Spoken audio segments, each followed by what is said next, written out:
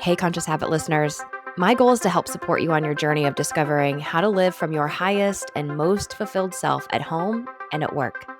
And in that vein, I have some thoughts I'd like to share with you today. So meditate on this. What do you do when life throws those negative emotions your way? Those feelings of sadness or fear, uncertainty. Maybe you're feeling like an imposter, you don't belong, lack of worthiness, whatever it might be. What do you do? For years, I creatively avoided these emotions by doing things like beating it over the head with positivity and gratitude. I would open a bottle of wine instead of opening that can of worms. I've had all kinds of creative ways of avoiding these seemingly negative emotions. And what I didn't know is that they had value too.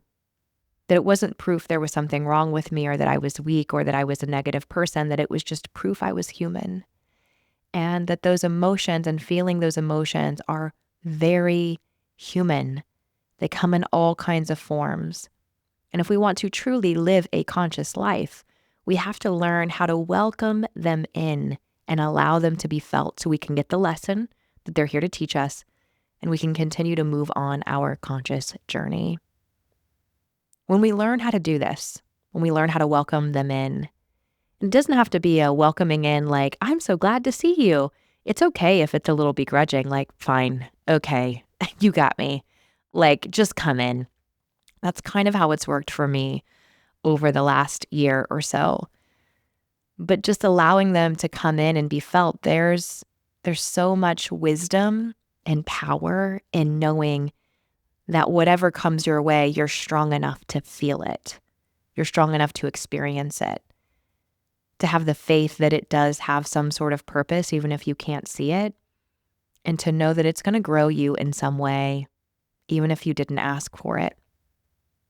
So if you find yourself avoiding these negative emotions as well, here's what I want to invite you to do. Stop, pause, breathe, be. Sit in a space quietly.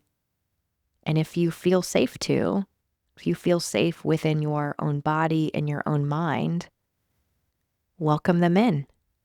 Okay, fear, let's go. Come on in. You're safe to be felt. And allow it.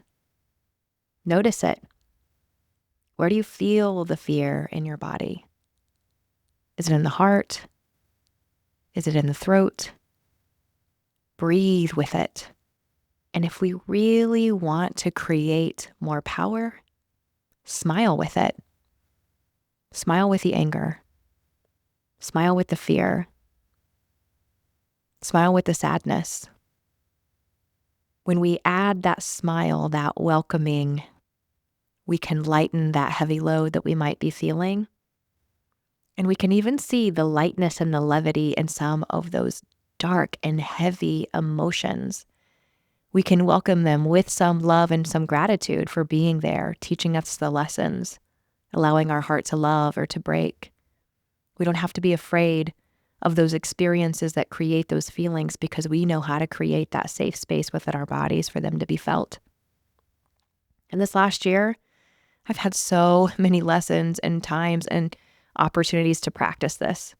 In January, I left a work family I had loved and worked alongside for a decade and a half, a career I was really good at, to move into conscious habit full time. This work I know I'm meant to do on this planet in organizations and in individuals' lives that include bringing you this podcast. That required me to be handcuffed to my own thoughts, feelings, and belief systems. A lot of my own stuff came up when I had nothing else to keep it distracted. We lost our pets back to back in March. Our oldest son graduated in May. Our youngest son started his senior year. So all of these feelings of being alone, without the kids, I have my husband, by the way, but of being life just changing and missing and loving and uncertainty. And, there's been a mix of many of those negative emotions, those heavy emotions that have come through. And I found so much power in just keeping myself open to them and saying, it's okay. Actually, I welcome it in. Come on, let's feel this sadness and let's let it temporarily consume us so that it doesn't follow me around like a dark shadow constantly. I have felt lighter. I have felt more empowered. And I have felt more human than ever before. So if you find yourself in this space of maybe avoiding the dark stuff, I want to encourage you to create a safe space to feel it, to trust yourself to feel it, and allow yourself to feel that same empowerment and humanness and consciousness on the other side.